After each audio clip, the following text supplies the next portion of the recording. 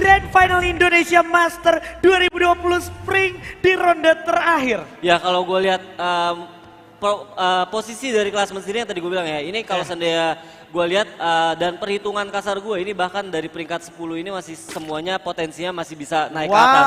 Tapi kalau gue lihat ini jadi satu kunci di mana tim-tim yang kalau nggak mau kena injer di awal ini harus benar-benar flex, jangan turun di tempat yang sama seperti di 2 game sebelumnya di Purgatory. Oke, itu dia. Jadi memang harus benar-benar diperhitungkan dan bahkan di kulik lagi ya Pak ya, biar nggak turun tempat yang sama. Dan kita lihat ada EVOS sekarang. EVOS masih ngincer di daerah Brasilia bawah ya. Dan ini juga jadi PR gue rasa karena nanti petnya sendiri juga mereka bakal bisa dikonter sama tim-tim yang memang sudah ngincer mereka.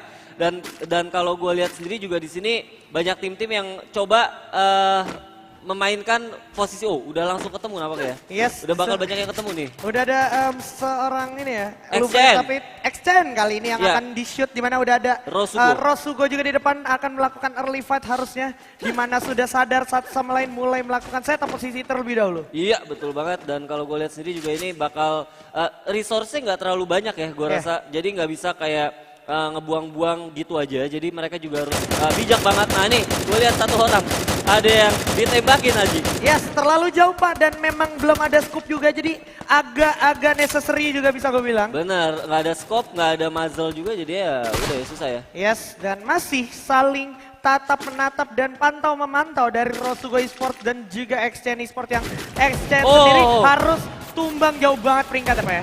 Yap, bener banget. Kita lihat di sini Exchange juga harus terjatuh ya.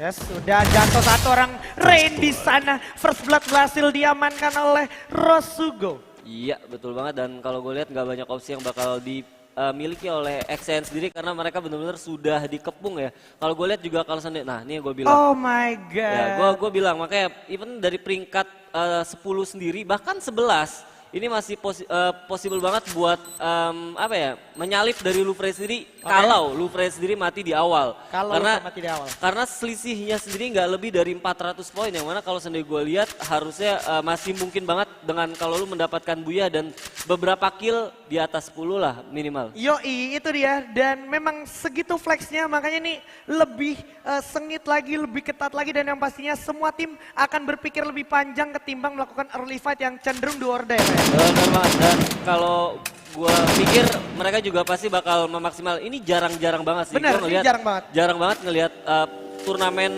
major sekelas final ini benar-benar kayak rapet banget sampai peringkat ke-10.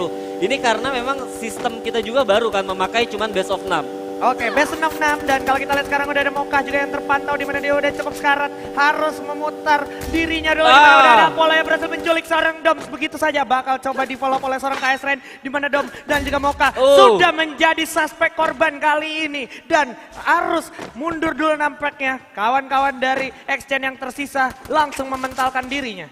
Yap, bener banget, dengan tambahan 2 poin kill untuk Rosugo ini juga bener lagi ditambah lagi sudah mendapatkan 3 kill. Ini bakal mempengaruhi banget ya posisi dari Rosugo sendiri, yang notabene mereka cuman hanya mempunyai selisih poin sekitar 200-an dengan tim Lufrey yang memuncaki klasemen sampai ronde kelima tadi. Oke, dan ini berarti misi dari Exchange sendiri bisa dibilang cukup berat. Di satu sisi dia harus Buya dan kill di atas 10 ya Pak ya. Bener banget, nah ini player of the match tadi di ronde kelima ya, ada Hayabusa dengan 5 kill.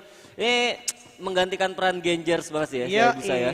Setelah Gengernya harus farewell, tapi kita akan move on dulu sedikit melihat ke arah kiri map, di mana zona juga ternyata meliputi ke arah kiri map, dan Onyx akan memainkan convert play-nya di arah Mountain Villa. Iya, kalau gue pikir kuncinya juga masih ada, benar kata lu ada 2 tim ya, yaitu ada Onyx dan juga BTR, tapi nggak nutup dari tim EVOS apabila mereka lebih cerdik lagi memanfaatkan jembatan-jembatan yang ada di sekitar pulau di Marble Walk ya.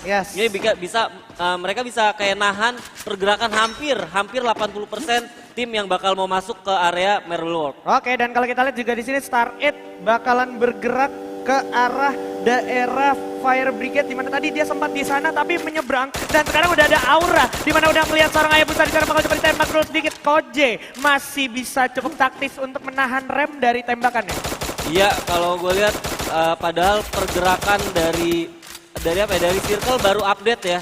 Dan ini bakal tersaji sebenarnya pertarungan yang nahan jembatan dan juga yang nyebrangin sungai. Yes, yang nahan jembatan dan juga nyebrangin sungai. Tapi saat yang sama udah ada bos e-sport yang udah nggak bisa nahan-nahan emosi lagi. Sekarang udah bakal coba di sandwich. Aim4 juga udah cukup sekarat mendapatkan firing dari Aura. Tapi saat yang sama udah ada Apollo berhasil dapetin Alcyon. Dan kalau kita lihat masih ada Cupai. Cukup sekarat juga dipasang Glul untuk maju ke tempat bersiap-siap. Tapi ada Kavela berhasil dapetin Cupai di sana. Udah ada Spartan yang jatuh juga Kavela. Akhirnya berhasil eksekusi habis seorang Cupai. Dan kita lihat bakal jadi next target. Sudah jatuh Aim4 sedikit lagi. Masih selamat ternyata. Bakal dipegang dulu grenade-nya. Tapi udah ada firing langsung ke arah samping yaitu Koje. Kojak juga berhasil mendekat. Koje udah jatuh. Udah ada Jansen cukup sekarang juga. Bakal coba di follow up. Tapi bakal di follow up juga oleh seorang Ngana. Dari samping udah terlihat adanya Kavela. Sang predator rahasia. Bakal coba langsung diras saja ke arah depan. Coba dengan MP40. Masih ada Koje 87 yang berhasil ditahan. Tapi berhasil dihabisi juga oleh Ical di belakang. Bersiap coba langsung jam-jam. Ical malah turun ke bawah. Kojaknya juga jatuh. Dan bos e-sport harus dilumatkan oleh Aura e-sport.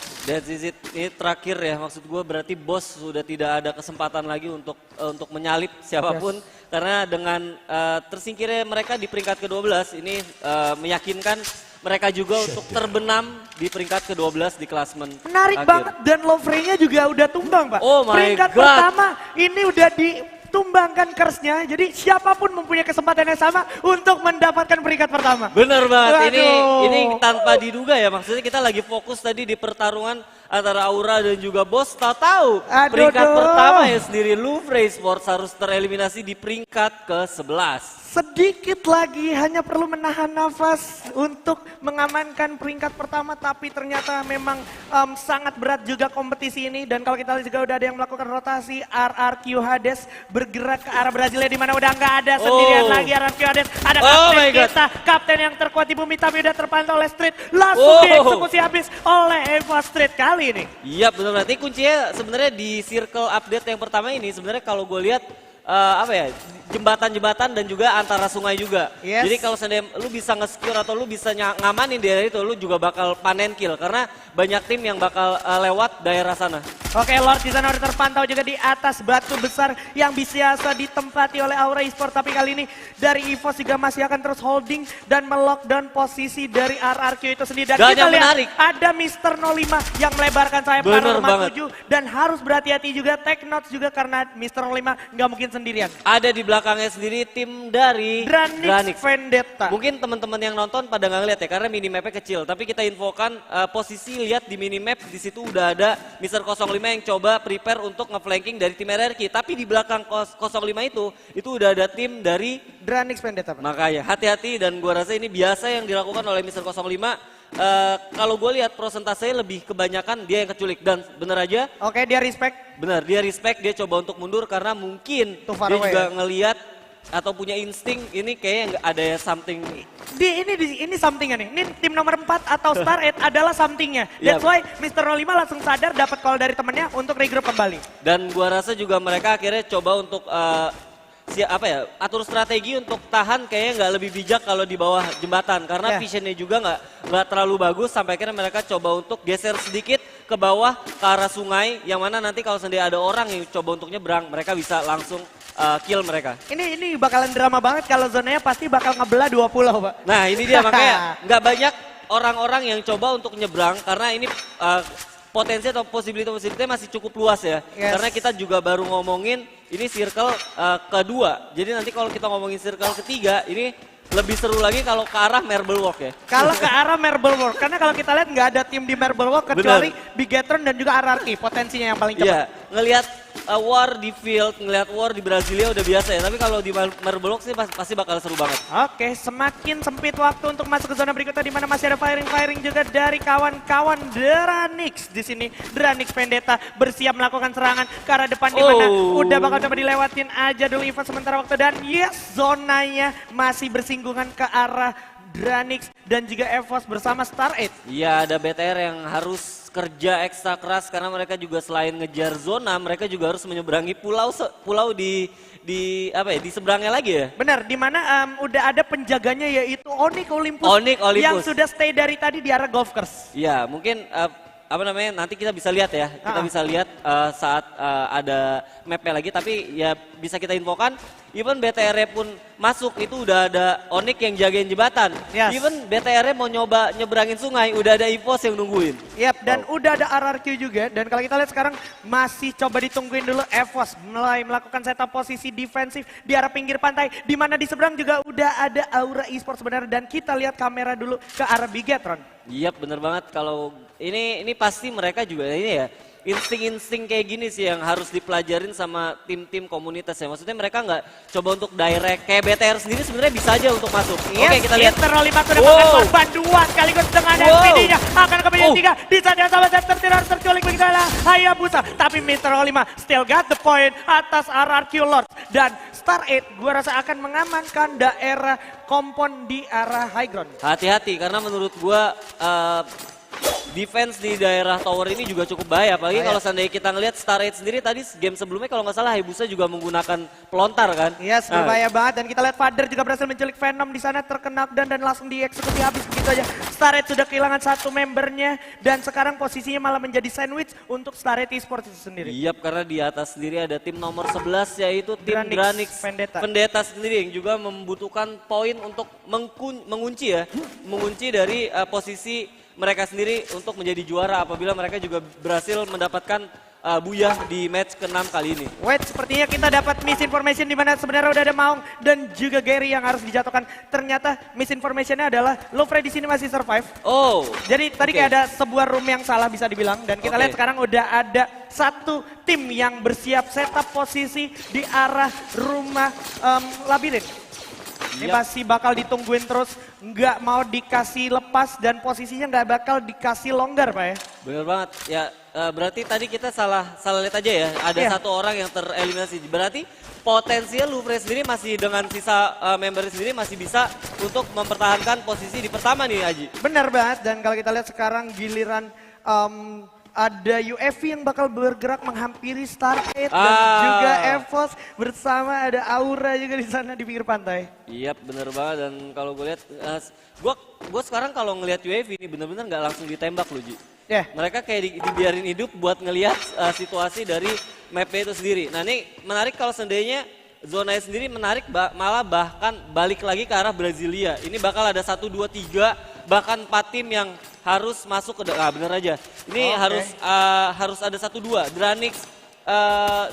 Dranix Dauntless ya, dan juga BTR Magic yang harus masuk ke dalam zona. Yap, dimana BTR Magic gua rasa bakal mempunyai effort yang lebih karena dia harus melewati pinggiran zona di sentral dan mungkin tadi adalah tim dari XN atau Rosugo Pak ya yang tereliminasi ya?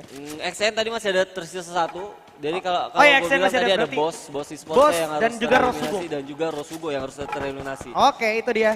Thanks banget koreksinya, dan kita lihat udah ada Lovre juga yang mulai bergerak. Udah ada firing, terlihat begitu ya Father. Masih terpantau oleh Zixia dengan Grozanya. Memantau, masih bisa memanfaatkan patahan seorang Father. Iya bener banget, dan kalau gue lihat nih bakal PR banget buat Dranix karena kalau even dia mau direct juga, tim sekelas Star 8 ya yang kita ketahui mereka punya punya atribut defense yang cukup kuat ya kan. Jadi ini bakal PR banget buat mereka atau Dranix sendiri untuk masuk ke dalam zona yang udah dijaga oleh Star 8 Esports. Iya, dan Aura bisa gue bilang dengan poin yang dia miliki sekarang sudah dimasukkan ke kategori aman karena kayak dia tetap bakalan dapat poin kalau seandainya ada tim yang menghampiri dia Pak. Bener banget, dengan 4 poin ini 4 kill ini udah kayak bikin mereka juga punya tambahan 80 poin, yang mana kalau kita lihat balik lagi ke klasmen besar ini juga rapat banget ya J? Rapat ya, itu ada 800 something point untuk Aura, dan kalau kita lihat sekarang udah